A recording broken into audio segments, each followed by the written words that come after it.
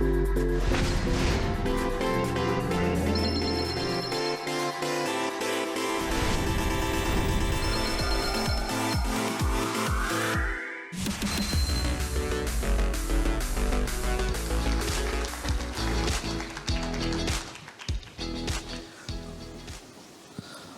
right. It's next 7 minutes. I'm gonna give 네, you 앞으로 this 7분 new 동안 concept 여러분들께 beyond the 새로운 circular 개념에 대해서 economy. 소개를 The 해드리겠습니다. title is preparing for 발표 tomorrow with the 주제는 순환 경제를 넘어 So 내일에 I'm gonna 대비하는 announce 오늘의 it in a new 재료입니다. topic, 그래서 오늘 저는 Come Core Cross Economy. 교차 경제라는 새로운 개념에 대해서 여러분들께 말씀을 드리겠습니다. 자, 재료 혁신의 역사를 한번 살펴보겠습니다. 신재료의 발명이 이제 다양한 산업혁명과 함께 이루어졌습니다. 예를 들어서 뭐 폴리머 플라스틱도 있죠. 폴리머 같은 경우에는 The whole economic system. 전체 경제 시스템에 큰 영향을 미쳤습니다. 그런데 플라스틱과 관련된 그리고 플라스틱 뭐 팬데믹이라든지 이런 플라스틱과 관련된 문제가 많이 있습니다. 이것은 결국 우리가 살고 있는 경제가 선형 경제이기 때문에 발생하는 문제입니다. 저희는요, 무언가를 취하고 만들고 낭비합니다. 그런데 지속 가능성의 개념 측면에서 이를 살펴볼 때는요, 결국에는 제한된 자원이 문제입니다. 그렇기 때문에 새로운 개념이 새로 나왔습니다. 앨런 메가서 재단에서 이 순환 경제라는 개념을 고안해냈는데요. 결국에는 우리가 낭비를 한 이후에 이걸 재사용한다라는 거죠. 즉 재활용에 관련된 개념입니다. 그런데 재활용 체계를 한번 살펴보면요. 결국 그 안에는 근본적인 흐름이 들어 있습니다. 재활용을 하게 되면은요. Very attractive. 전체적인 그 프로세스를 봤을 때 굉장히 매력적으로 보이죠. 그런데 재활용을 하게 되면은 다양한 자원이라든지 에너지를 사용하게 됩니다. 그리고 그와 관련된 문제도 야기가 되고요. 그래서 저희는 또 플라스틱으로 다른 거를 만드는 것이 아니라 또 플라스틱으로 또 플라스틱을 만듭니다. 그래서 이러한 플라스틱 폐기물들이 결국에는 예를 들어서 미국에서 사용하는 플라스틱 폐기물들이 결국에는 동남아 국가에 버려지게 됩니다. 그래서 정말 다양한 이제 이 플라스틱 재활용에 관련된 이 논문들이 나오고 있는데요. 이 논문들에 의하면은 사실은 그 재사용 플라스틱 병에서 독성 화학 물질이 나올 수 있다라고 합니다. 그래서 이러한 개념을 기반으로 해서 이걸 어떻게 이 세계를 어떻게 하면 바꿀 수 있을까 저는 생각을 해보았습니다.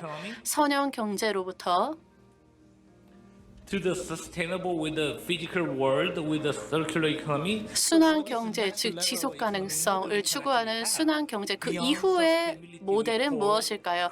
순환 경제를 넘어선 경제를 우리는 교차 경제라고 합니다. 이 교차 경제 속에서는 우리는 전환하고 생성하고 증가합니다. 이것은 어떠한 의미를 가지고 있을까요? 이것은 우리 시스템의 모든 차원을 바꿔 놓을 수 있습니다. 이렇게 되면 부가가치를 창출할 수 있습니다. 자, 그래서 제가 구체적인 사례를 좀 예시를 말씀드리겠습니다. 이를 통해서 여러분들의 이해를 돕겠습니다. 자, 교차 경제의 전환, 생성 증가를 통해서 우리는 지속 가능성 그 이상을 이룰 수 있습니다. 이러한 개념을 일단은 저희가 지속 가능한 IT 생태계에서 살펴볼 수 있습니다. 자, 천연 석영을 한번 살펴보겠습니다. 이것은 뭐 다양한 그런 건축에 사용되는 기본 재료이죠. 그런데 75년 전에 굉장히 전통적인 방식으로 이 자연 석영을 기반으로 반도체를 만들었습니다. 그러니까 하나의 재료가 다른 재료로 변한 거죠. 그러면서 이 신재료에 대한 부가가치는 극대화했습니다. 그래서 이를 통해서 새로운 IoT 시대가 열리게 되었습니다. 새로운 산업혁명이 시작된 거죠.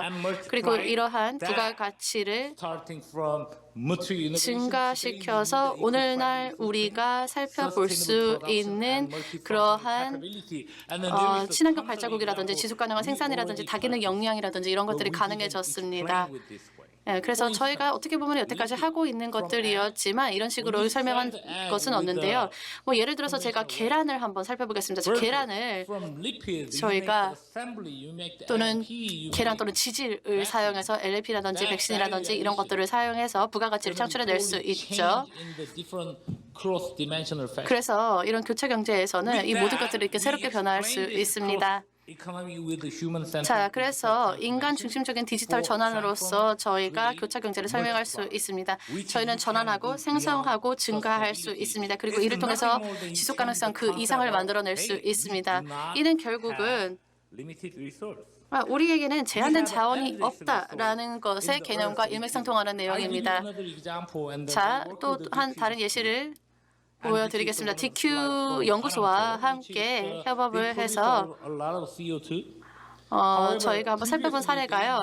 예전에 이제 아렌코라고 해가지고 탄소 배출을 많이 하는 기업이 있는데요. 이 순환 탄소 경제의 감소, 재사용, 재활용, 재거를 통해서 이 교차 탄소 경제를 만들어낼 수 있었습니다.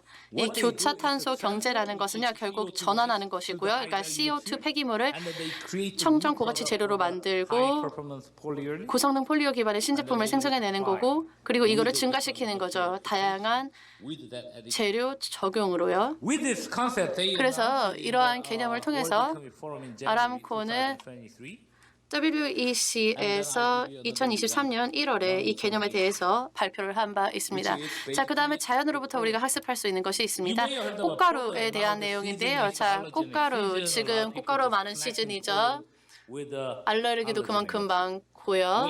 자, 그런데 꽃가루에는 결국에는 이런 알레젠들이 들어 있습니다. 이것이 폐기물로서 저희가 생각을 해볼 수 있지만 사실은 이 생태계 안에서 꽃가루가 가지고 있는 독특한 특성이 있습니다. 그런데 이 특성을 어떻게 보면은 이 꽃가루가 가지고 있는 특성은 이 식물 세계에서의 다이아몬드라고 할 수 있습니다. 그래서 저희가 이를 통해서 마이크로겔, 스폰지, 종이 그리고 플라스틱마저도 만들어낼 수 있습니다. 자, 이 빌딩 블럭을 통해서 우리는 자연과 함께 협업해서 재료에 대한 혁신을 가져올 수 있습니다. 그러니까 바이오 영감 재료를 엔지니어링을 해서 자연적 성능 한계를 뛰어넘고 응용 요구사항을 충족시킬 수 있습니다. 이는 제가 드릴 수 있는 여러 가지 예시 중에 하나입니다. 자, 그래서 이 플라스틱의 재활용에 대한 전체적인 펜듈럼 계획은 다음과 같습니다. 지금 저희가 제언드리고 싶은 것은 바로 재활용하는 것이 아니라 대체하자라는 것입니다. 자, 그리고 이 문구를 통해서 발표를 마무리하겠습니다. 아는 것만으로는 충분하지 않고 응용해야 된다. 의지만으로는 충분하지 않고 행동해야 된다. 감사합니다. 다시 한번 박수 부탁드립니다.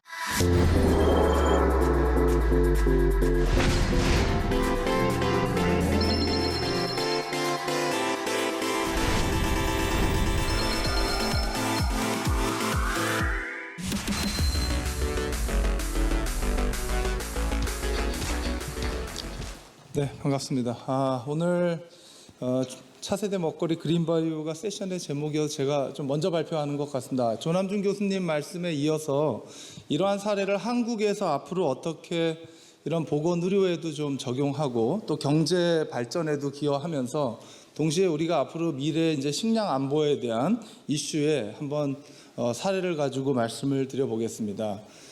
이제는 인류가 이제 디지털 시대에 모든 사람들이 똑같은 것을 소비하지 않는 것 같습니다. 그래서 이제는 데이터 기반한 맞춤형 산업, 결국 소비자가 원하는 건 남하고 똑같은 게 아니라 자기가 원하는 것을 소비하면서 살고 싶어 할 것이고요. 그러다 보니까 과거의 농업의 밸류는 식량의 문제에서부터 시작해서 그다음에 이제 이런 영양에서부터의 건강의 문제를 넘어서 이제는 환경에 대한 문제를 생각하기 시작을 했고, 이제는 각자 자기가 원하는 기호성 있는 음식을 원하는 만큼 또 원하는 어떤 메뉴와 제품을 소비할 수 있는 그런 첨단 산업으로 바뀌어가고 있습니다. 결국 사회의 어떤 변화가 자기다운 삶에 대한 가치를 두고 있다면 이러한 것들이 해결해야 되는 어떤 문제는 개인 맞춤이라고 저는 이제 생각을 합니다.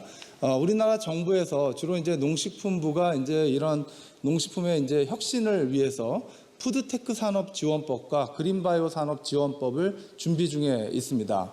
아무래도 이제 이 농업이 시작 자체가 식량에서 시작이 됐기 때문에 사실은 어플라이 응용하는 지점이 식품만은 아니고 백신일 수도 있고 또는 이제 이러한 것들이 의료용일 수도 있긴 하겠습니다만 우선순위는 이제 이러한 그 농생명, 농수축산물이라고 하는 이러한 원료에 생명공학 기술 등 타 분야의 기술을 적용해서 이 농업에 대한 농업이 기본적으로 이제 소비자 입장에서 보면 후방 산업인데 전방 산업하고의 연계를 강화해서 부가가치를 만들어내는 신산업으로 정의를 했습니다.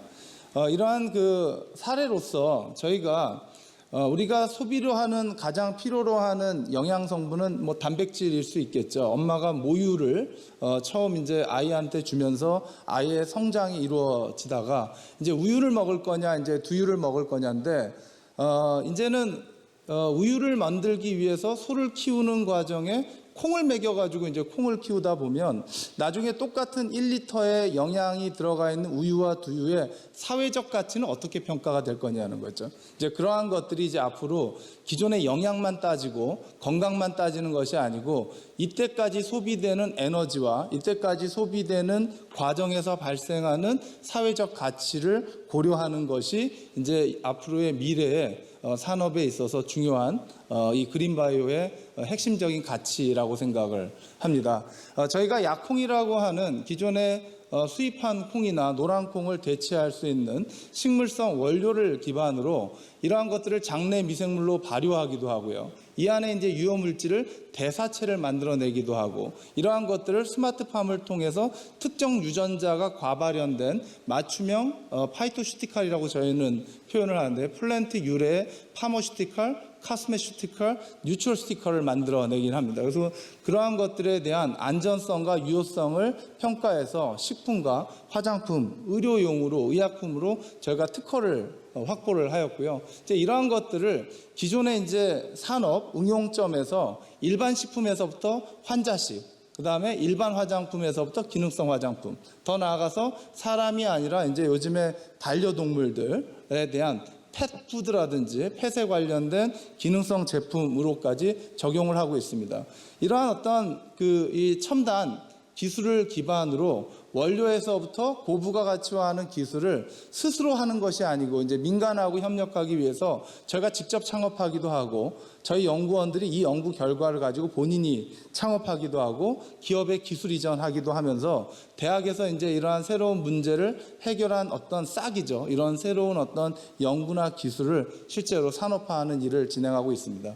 앞서 말씀드린 대로 그린바이오의 핵심적인 거는 어쨌든 인류의 삶에 필요로 하는 식생활에 필요로 하는 것들을 우리가 이제 응용하는 건데 우선 먹는 것과 관련된 어떤 고부가가치의 기술이 푸드테크라고 하는 범주 안에 저희는 참여를 시켰고요. 대학은 기존의 과거에 우리가 하지 않은 새로운 미래의 문제, 대체식품의 문제, 환경의 문제, 지역의 문제, 또 더 나아가서 질병의 문제들을 해결할 수 있는 솔루션을 찾아서 스타트업을 만들어내고 거기에 대기업과 투자 자본이 연계되는 것을 저희가 하나의 그 생태계로 보고 있습니다. 앞으로 대한민국도 이러한 그린바이오 분야에서 타 국가 못지않는 새로운 어떤 삶에 기여할 수 있기를 바라면서 발표 마치겠습니다. 네, 감사합니다. 이기원 공동회장님의 두 번째 스피치까지 들어봤습니다.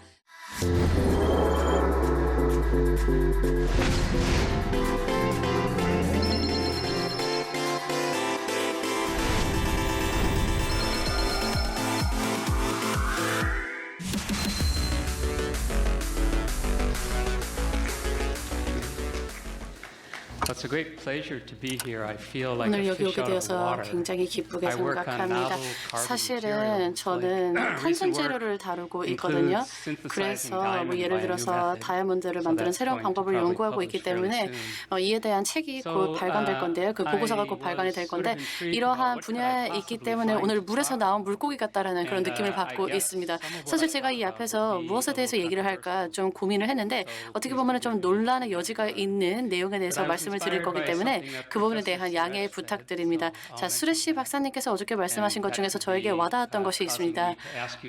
그래서 이로 인해서 사실은 여러분들께 나중에 이 부분에 대해서 뭔가를 알고 계신다면 손을 들어서 저한테 코멘트를 해주셔도 될 것 같습니다. 어쨌든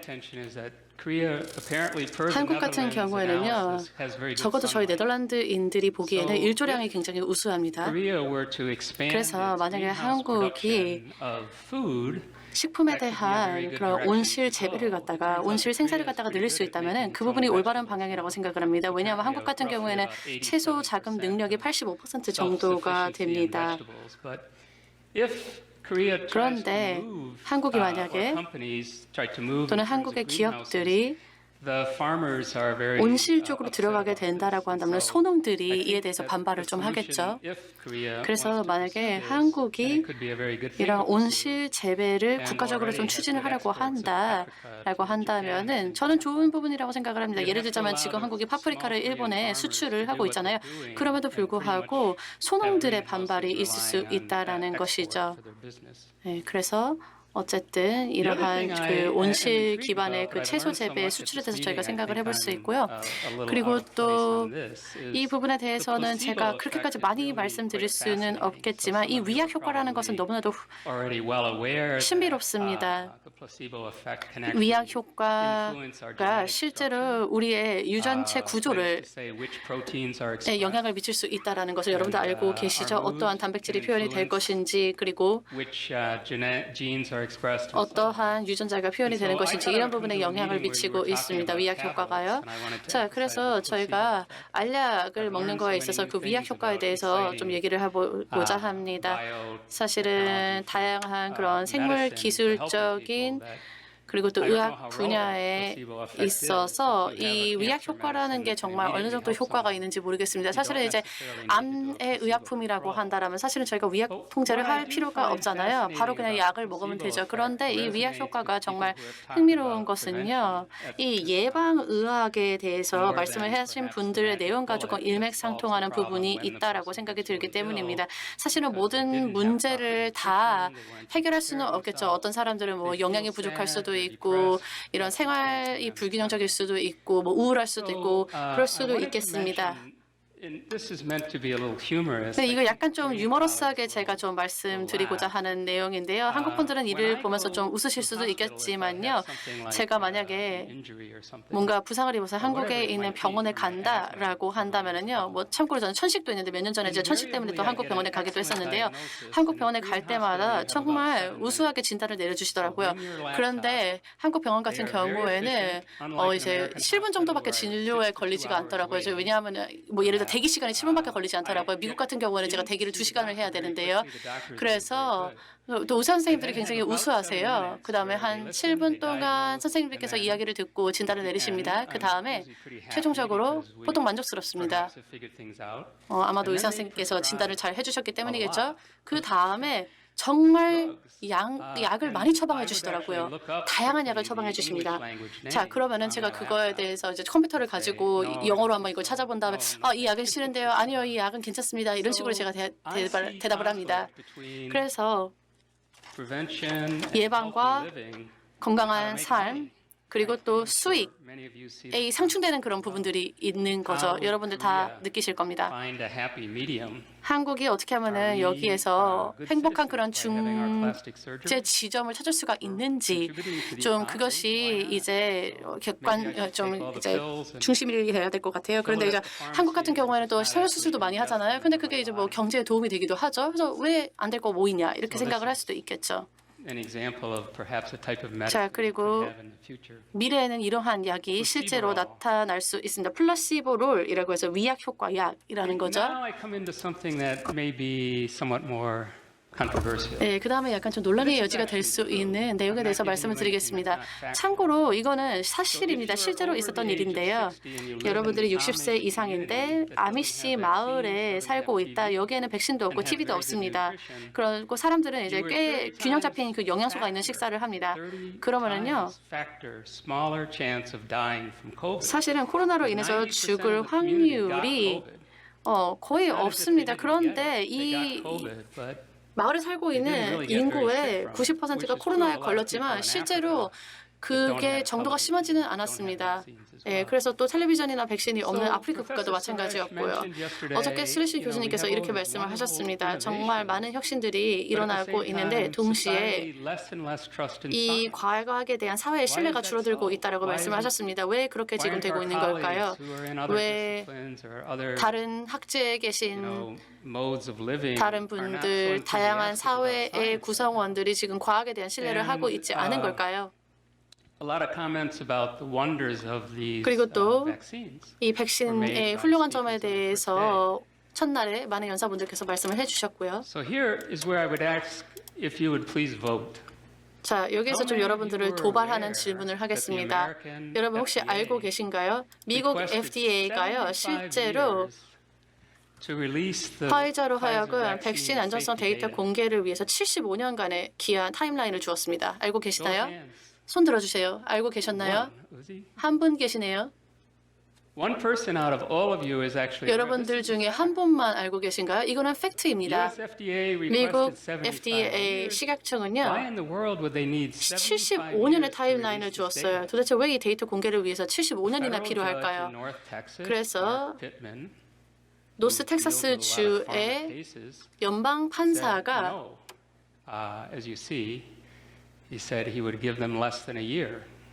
이에 대한 결정을 번복하고 기업에게 파이자에게 8개월의 기한을 주었습니다. 그래서 어떻게 보면 케네디 암살이 생각이 나는 것 같아요. 이 정부는 사실은 이 존 F 케네디가 어떻게 암살이 되었는지 그 팩트에 대한 내용을 한 58년 동안 공개를 하지 않았거든요.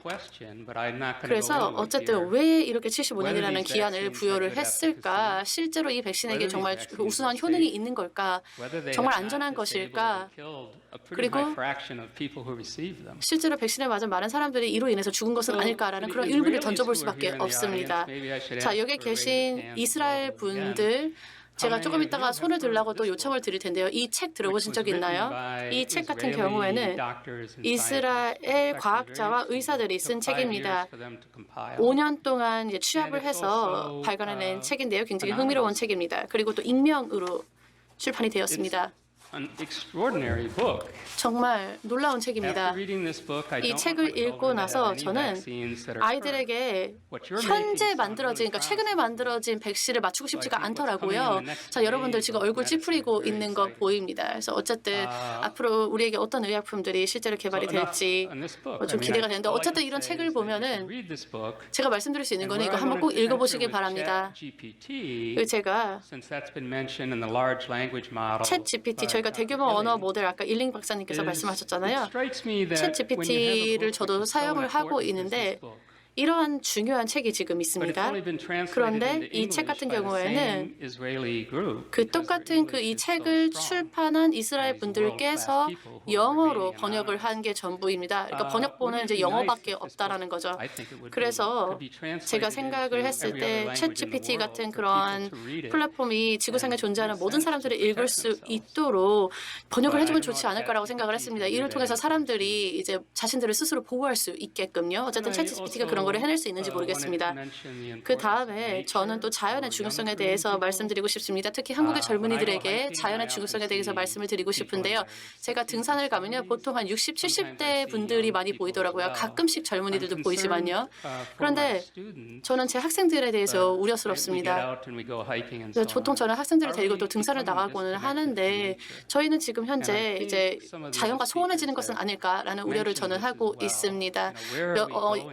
그리고 우리가 지금 현재 일어나고 있는 이 모든 것들을 기반으로 해서 이 5차, 4차, 5차, 6차 산업혁명으로 나아가고 있는데 우리가 정말 어느 방향성으로 나아가고 있는 것인가에 대한 질문을 던질 때 제가 좀 구식일지도 모르나 저는 자연 세계로 우리가 나아가야 된다고 생각을 합니다. 감사합니다. 박수 부탁드립니다. 세 번째 스피치까지 만나봤는데요. 자급자족과 자립에 대하여란 주제로 이야기 나누어 봤습니다.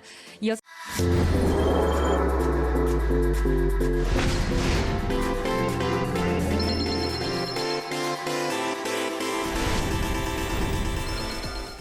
Hello, I'm honored to 안녕하십니까? 굉장히 영광스럽게도 본 패널 토론의 좌장을 맡았습니다. 지금 굉장히 훌륭한 발표 4개를 들었습니다. 정말 다양한 주제를 아우르는 발표였습니다. 뭐 꽃가루 종이라든지 플라스틱을 먹는 박테리아라든지 위약 효과라든지 다양한 기술들 뭐 그리고 R&D 화이트와 그린 바이오 관련해서 많은 내용들을 들을 수 있었습니다. 그리고 또한 이 과학에 대한 신뢰 문제까지도 다뤄주셨고요. 그래서 정말 우리에게 자극을 많이 줄 수 있는 주제들에 대해서 논의할 수 있을 것 같은데요. 일단 패널 분들로부터 발언을 들어보겠습니다. 지금 4개의 훌륭한 발표 들어보셨습니다. 이것이 저희 컨퍼런스 주제와 관련해서 어떤 의미가 있는지 패널 분들께서 좀 코멘트를 해주시겠습니까? 박한수 교수님. 안녕하십니까? 저는 박한수입니다. 저도 마이크로바이오 쪽 신약 개발과 관련해서 마이크로바이오 쪽을 하고 있는데요. 저는 질문이 있습니다. 저는 이상엽 교수님께 질문을 드리고 싶은데요. 요즘엔 이제 진 에디팅을 통합하고 있습니다. 이것을 미생물에 통합해서 그 약물의 컨주게이트를 개발하고 있는데요. 교수님께서는 이미 공학 기술 관련해서는 이제 권위자이시기 때문에 이런 신약 개발에 대해서 어떻게 생각하시나요? 다양한 박테리아나 드러그 컨주게이트를 사용하는데 이런 부분에 대해서 발언 부탁드립니다. I think that that's a great question. 네, 아주 좋은 질문 해주셨습니다. Short answer is 간단하게 possible. 말씀을 드리자면 가능하다입니다.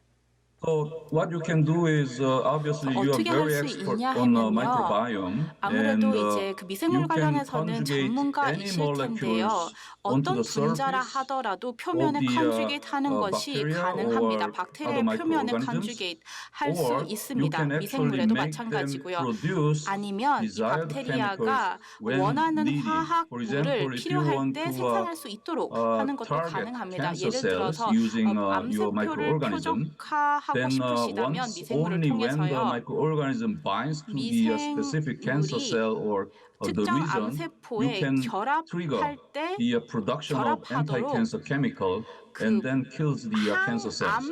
So I think 항암 it's 물질을 possible 발생할 수 and 있도록 만드는 것이 you can achieve 가능합니다. all 그래서 these great 가능한 things. 것이기 때문에 교수님께서 이런 부분에 대한 연구 업적을 남기시기를 바랍니다. Thank you. That's 네, 말씀 감사합니다. discussion with Mr. Uzi Sofer, 우지 CEO from 소퍼님 말씀 Alphatol 들어보도록 Medical. 하겠습니다. Please. Yes, I think that it's very important 네, 굉장히 try to save the energy and 중요한 문제라고 reduce 생각합니다. contamination 에너지를 줄이고 from 오염 the chemical 물질을 industry. 우리 and, 화학 to 업계로부터 use 줄이는 as 것은 너무나도 clean as possible, 중요합니다. medication, 그래서 어떻게 보면은 for, 최대한 I'm 청정한 coming from 그런 cancer 의약품을 field, 저희가 but, 만들어내야 될 from other 텐데요. field, 저는 use 이제 less, 제약 업계에 chemical 있지만 industry 다른 and 업계에서도 develop 이는 굉장히 new 중요한 문제라고 medication 생각을 합니다. in clean, 그래서 청정한 development. 방식으로 신약 개발을 하는 것은 중요하다고 생각을 합니다. So, just curious, 자, what do you 그러면은 think 제가 your 궁금한 cancer 점은요. therapy is related to the 본인 clean 회사의 environment 이 and 암 치료법이 방금 말씀하셨던 그러한 청정 환경이라든지 이런 조성에 어떠한 관련이 있나요? 네, 저희는 라듐 224를 사용을 하고 있습니다. 이 생애 주기가 사실은 7일 정도로 굉장히 짧은데요. 이거를 저희가 실제로 이 암의 리전에다가 집어넣고 있습니다. 암 병변에다 집어넣고 있고요. 네, 그래서 이를 안정화된 그런 철을 통해서 저희가 집어넣고 있고요.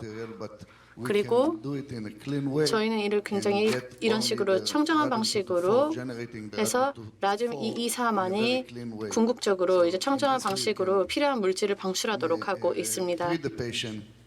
이런 방식으로 1일만의 시간에 걸쳐서 환자를 치료할 수 있고 입원 없이 외래로 일을 하는 것이 가능합니다. 네, 감사합니다.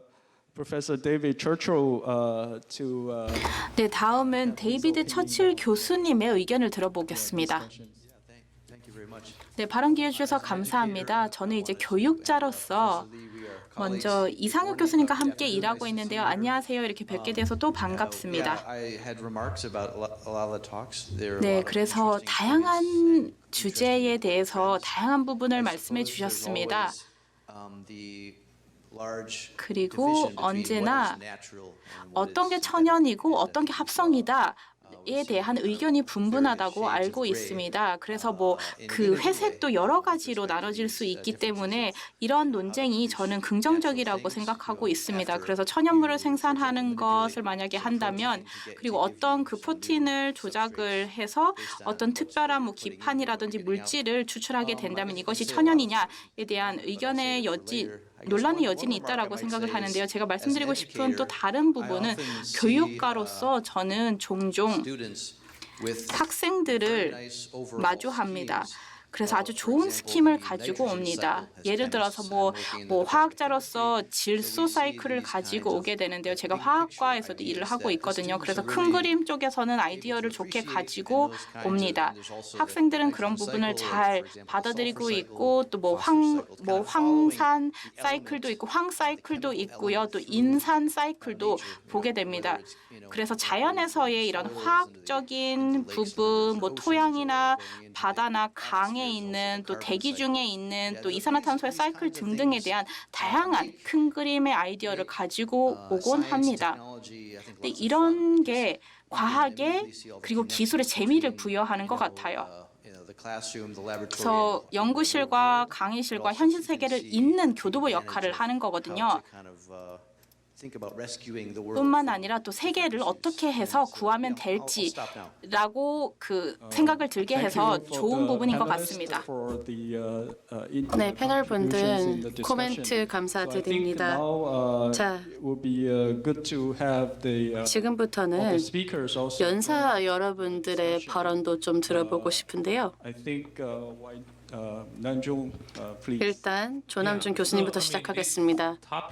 네, 어떻게 보면은 그린 바이오, 화이트 바이오라는 주제는 너무나도 중요합니다. 사실은 저는 이제 교차 경제에서 이를 중요한 개념으로 생각을 하고 있는데요. 자, 서울대학교 같은 경우에는요, 제가 예시로 들자면 예전에 공학대학의 학과장직을 제가 맡은 바 있는데요. 저희는 하나의 재료로서 황을 사용을 했습니다. 그것은 어떻게 보면은 원유를 처리하는 데 있어서 나타나는 부산물인데요. 그래서 이것을 가지고 20년 동안 저희가 연구를 하면서 또 교차 경제에 대한 그 관련된 개념을 개발을 하면서 이 어느 날 저희가 이 황을 또 다른 재료에다가 사용하는 이제 그런 방법을 발견했거든요. 그래서 LG 케미컬 같은 경우에도 리튬 황 배터리를 만들고 있습니다. 그걸 하나의 예시로 들 수 있고요. 어쨌든 제가 이 교차 경제라는 개념을 제시한 이유는요. 결국 우리 연구계에서 이해해야 할 것은 폐기물에 대한 정의입니다. 저희가 이제 이 재료라는 것을 폐기물로서 정의하게 되면요. 이러한 재료를 더 이상 사용하지 않겠죠. 그런데 그 정의는 어떻게 보면 우리가 살고 있는 시대에 따라서 변화하고 있습니다. 자, 리튬을 예로 들겠습니다. 100년 전, 200년 전에 리튬은 그냥 폐기물 중에 하나였습니다. 그런데 이제 리튬은 정말 가장 중요한 소재 중 하나가 되었습니다. 배터리 때문이죠. 그래서 과학기술로 이러한 변화를 우리가 이끌어낼 수 있다는 거죠. 그리고 박한수 교수님께서도 마이크로바이옴에 대해서 작업을 하고 계시고 이상학 교수님도 다양한 그런 화학 물질이라든지 이런 거에 대해서 연구를 하고 계시고요. 그래서 이러한 것들이 실제로 어떻게 보면은 그 명확한 정의와 명확한 설명을 가지고 이제 연구가 되어야 되는 부분입니다. Thank you. 네, 코멘트 감사드립니다. 로드니 루오프님. I have two boys. 네, 저에게는 두 명의 아들이 있습니다. 한 명은 이제 막 고등학교를 졸업했고 17살이고 둘째는 14살입니다. 그런데 저는 보통 하루에 일부를 걔네들 뒷주머니를 쫓으면서 뭐 화장실 불 꺼라 이런 식으로 잔소리를 하고 다니거든요. How 그래서 제가 흥미를 가지고 있는 것은요, 결국 우리가 결국 덜 사용함으로써 얼마나 세계에 영향을 미칠 수 있느냐입니다. 사실 우리 모두 똑똑한 사람들이잖아요. 그리고 우리는 굉장히 뭐 좋은 집에서 살고 그러는데 그럼에도 불구하고 우리는 우리의 지역 사회를 파괴하고 산을 파괴하고 자연을 파괴합니다.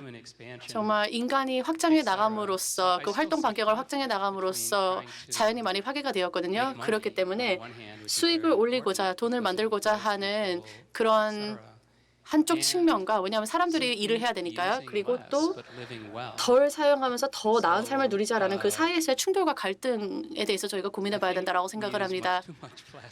사실은 저희는 일단은 플라스틱을 너무 많이 사용한다고 생각을 하거든요. 그렇기 때문에 이를 현명하게 재활용하는 방식을 발견하는 것은 좋지만 사실은 애초에 사용을 하지 않으면 되는 문제가 아닐까요? 그래서 오늘날 이 지구상에서 우리가 직면하는 도전 과제는 바로 이 모든 사람들이 다 내가 완벽하지 않다라는 것을 인정하는 것이죠. 뭐 예를 들어서 전기 가전을 갖다가 우리가 켜놓는다라고 한다면은 그런데 우리가 그것을 사용하지 않는다라고 하면 그게 지구를 실제로 파괴하고 있다라는 것을 우리가 적어도 인식을 하고 있어야 된다라는 겁니다. 그러니까 우리가 얘기했던 중요한 주제들 못지않게 이도 중요하다고 생각을 합니다. 네, 저도 천만에서 말씀드리겠습니다. 네, 로드니 님께서 이제 좋은 마음가짐을 가지고 계신 것 같습니다. 저도 적극 동의합니다. 그리고 이제 또 두 명의 아이의 아버지이신데요. 플라스틱과 관련해서 많이 사용이 되고 있죠. 근데 원래는 원유에서 생산이 돼서 제품화되는 부분들이 많습니다. 예를 들어서 원유 바탕의 제품을 사용하지 않기로 하면 아마 놀라실 거예요. 너무나 많거든요. 그래서 저는 이제 앞으로 몇 개월 안에 프로젝트를 하고 이제 좋은 성과를 낼 수 있기를 기대하고 있는데요. 바로 폴리머를 재사용하고자 합니다. 사실 어렵고요. 오래 걸릴 거라고 생각을 합니다. 그리고 미래에서도 이제 속도감이 있지 않게 진행이 될 것 같은데요. 어쨌든 폴리머를 재활용하는 것이 정말 큰 어려운 난제라고 생각하지만 또 편의성을 증대하는 부분도 있기 때문에 쉽지 않으리라 생각합니다. 저희는 일상생활에서 예를 들어서 플라스틱 컵을 사용하지 않기로 한다 하면 정말 살기 어려울 겁니다. 지금 길거리에 나가면 사람들이 정말 플라스틱 컵에 많은 거를 담아서 마시고 있거든요. Yeah. So, yeah, please. 이기원 교수님께 오늘 들어보겠습니다. 말씀하신 내용들 중에 우리가 이제 기술에 대한 내용도 중요하지만 이제 우리가 지금 연구하는 게 이제 우리의 어떤 인류의 삶에서 어떤 문제를 해결하느냐가 중요하기 때문에 오늘 그린 바이오하고 이제 화이트 바이오 얘기가 나온 것 같습니다. 코로나를 겪으면서 전 세계가 이런 그 백신을 이렇게 빠른 시간 안에 우리가 이제 개발할 수 있는 어떤 바이오에 있어서 혁신도 보여주기도 했고 또 원격 진료를 갖다가 실질적으로 현장에서 우리가 얼마만큼 활용할 수 있는지도 보여준 것 같습니다. 근데 그 중에 하나가 내가 밖에 나가지 않고도 음식을 편하게 주문해서 내가 요리를 못하더라도 내가 원하는 음식을 집에서 직접 조리해 먹을 수 있는 기술들이 특히 이제 대한민국은 그런 어떤 스마트폰을 이용해서 각자 자기가 원하는 것을 주문하고 그런 AI 기술과 로봇 기술을 가지고 실제로 집에서 조리해 먹는 것들이 굉장히 일상화가 되었거든요. 근데 문제는 이게 우리가 먹기 위해서 공급하는 건 있지만 먹고 나서 이후 유아 완유잇 먹고 나면 어떤 일이 벌어졌을까? 집에서 계속 생활하다 보니까 활동량은 떨어지는데요. 학생들도 이제 학교를 안 가니까 방송 보고 콘텐츠 보고 주문을 쭉 합니다. 근데 자기가 먹어야 될 양을 모릅니다. 실제로 자기가 먹은 게 이후에 자기의 삶에 어떤 영향을 미치는지 모르고요. 먹고 남은 것들을 보관하거나 또는 이런 것을 버렸을 때 어떤 환경적인 어떤 영향을 미치는지를 한 번도 계산해 본 적이 없어요. 그러니까 제가 7kg 쪘거든요. 코로나 시기에. 이게 문제죠. 다 먹으면 살찌는 거고요. 못 먹으면 환경에 이제 문제를 일으킵니다. 이거는 사실은 기술의 문제이기도 하지만 어떻게 보면 이런 사회적인 어떤 공감대가 굉장히 중요하다. 그래서 우리가 그린 바이오나 이런 차세대의 그 바이오의 어떤 혁신은 사실 어떻게 보면 예방적 차원 그리고 앞으로 미래에 대한 예측적 차원이 있기 때문에 굉장히 어떤 사회적인 어떤 이런 오늘의 어떤 이런 자리처럼 언론이 또 소비자가 또 각자가 자기 스스로 자기가 먹은 거에 대한 책임의식을 가르치는 어떤 캠페인, 자기가 먹은 것이 결국 어떻게 자기한테 돌아올 것인지에 대한 그런 어떤 캠페인들이 앞으로 우리의 어떤 기술도 중요하지만 소비자의 어떤 개인의 인식 변화를 어떻게 시킬 것이냐에 대한 어떤 전 세계적인 그런 어떤 공감대도 중요하지 않을까라는 차원에서 오늘 뭐 기술의 얘기도 있지만 각자 개인이 스스로 먹는 거에 대해서 또는 이런 그린 바이오 또는 이제 이 화이트 바이오에 대한 인식의 변화를 어떻게 시킬 것인가도 한번 같이 한번 상의해 볼 필요가 있지 않을까. 저희가 지금 한국에 이렇게 와 있는데요. 또 다른 질문에 대해서 좀 얘기를 해볼까 합니다. 한국에서는 이 그린과 화이트 바이오 부문에 있어서 어떤 것을 할 수 있을지에 대해서 좀 얘기를 나눠보면 좋을 것 같아요. 뭐 어려움이 있다면 아니면 성공을 하기 위한 요인들이 있다면 의견을 좀 들어보고 싶습니다. 그러면 자원하실 분 계신가요? 이 교수님? 예, 뭐 일단 소비자나 국민들이 필요로 하는가가 중요한 것 같아요. 이제 저희가 장기적으로 보면은 안 중요한 연구는 없는데 우선순위를 정하면 기존의 기업들은 어쨌든 지속 가능성에서 현재를 책임져야 될 거고 앞으로 이제 사회 변화가 굉장히 급속해지거든요. 우리나라만 해도 뭐 전 세계적으로 인구가 엄청 늘고 수명도 늘고 반려동물도 늘고 이러지만 우리나라만 인구가 줄고 또 고령화되고 이렇게 되면 또 개인화되잖아요. 이제 1인 가구가 늘고 이렇게 되면 분명히 사람들의 어떤 삶이 과거보다 현재로서 변화되는 거에 맞춰줄 수밖에 없으니까 결국 철저하게 연구자 중심이 아니라 수요자 중심의 생각을 먼저 해야 될 것 같고 근데 대한민국이 이런 첨단 바이오가 잘 되는 이유는 잘할 수 있다라고 보는 건 뭐냐면 사회 변화가 너무 빠르고요. 변화된 거에 새로운 젊은 세대나 또는 기존의 어떤 기업들이 위기에 대한 어떤 반응 속도가 되게 빠르다고 봅니다. 무슨 얘기냐면 사회는 변했는데 그 사회에 변화되는 거에 대한 솔루션을 누가 찾을 거냐면 아무래도 감각 있는 젊은 친구들이 그걸 빨리 느낄 거예요. 왜냐하면 저희는 뭐 아니면 연세가 있으시고 뭐 하면 기존에 살아오던 방식을 굳이 바꿀 필요가 없습니다. 내가 가진 것도 있고 뭐 난 피할 것도 있고 근데 젊은 친구들은 직격탄이거든요. 그러다 보면 이런 반응 속도가 빠른 사람은 둘밖에 없어요. 이머징하는 젊은 세대이거나 아니면 이렇게 가면 우리 회사는 문 닫겠다라고 하는 이머전시한 뭔가 절박한 사람. 결국 세상을 바꾸는 건 딱 둘밖에 없는데 갑자기 세상이 바뀌어서 이 변화에서 내가 뭔가 기회를 찾겠다라고 변화가 되면 젊은 세대나 스타트업은 무조건 유리합니다. 왜? 판이 바뀌면 똑같아지거든요. 그러니까 스타트업들이 뭔가 해볼 수 있는 기회가 있고 두 번째는 기존의 산업에서 이제 2세, 3세 이제 기업 경험이 있는 2세, 3세의 젊은 경영자들은 이제는 기존에 해왔던 거하고는 선을 긋고 싶어 합니다. 부모 세대의 어떤 방식과 새로운 경영자, 새로운 리더들이 만나는 그러니까 저는 새로운 시대에 새로운 생각을 갖고 있는 감각적인 젊은 세대와 기존의 이제 경영을 물려받거나 새롭게 좀 이끌어가야 되는 차세대 이 3박자가 맞으면 앞으로 이런 보건의료에 있어서의 어떤 새로운 어떤 시장에 필요로 하는 문제도 잘 발굴하고 그 안에서 새로운 이제 기술도 이런 스타트업이 만들어내고 기존의 이제 2세, 3세는 기존의 이제 기업의 조직을 갖고 있기 때문에 좀 더 빨리 시장에 뭔가 이렇게 산업적으로 할 수 있어서 대학은 뭔가 새로운 문제를 빨리 발굴하고 스타트업은 새로운 기술을 갖다 빨리 해결하고 기존의 기업에 저는 기존 세대보다는 새로운 거를 책임져야 하는 뭐 신사업이나 아니면 또 연구소 쪽의 책임자들이 모여서 이런 새로운 어떤 첨단 어떤 바이오나 의료나 이런 문제를 해결하는 거지 기존 세대들이 할 수 있다라고 보지는 않아요. 뭔가 새로운 어떤 문제를 감각적으로 캐치해내고 이런 것들을 공감하는 젊은 친구들 중에 그 중에서 어떤 역할을 맡아서 좀 뭔가 새로운 기술과 사업 쪽에 같이 할 수 있는 그런 네트워킹이 굉장히 중요하고요. 첨단 분야는 젊은 사람들의 어떤 새로운 네트워킹. 예를 하나만 딱 들면 우리나라는 이미 유통에서 완전히 변했습니다. 쿠팡, 배달의 민족이 기존의 오프라인 유통들을 완전히 뒤집었거든요. 그게 불과 10년이었습니다. 그리고 이제 이런 우리 뭐 농업이나 이런 식품 쪽에는 국가가 모든 데이터를 다 갖고 있습니다. 특이한데요. 농진청이라는 기관이나 이제 국가 USDA 같은 기관이죠. 근데 이제 역으로 얘기하면 민간으로 이게 데이터가 넘어갔으면 굉장히 잘했을 거예요.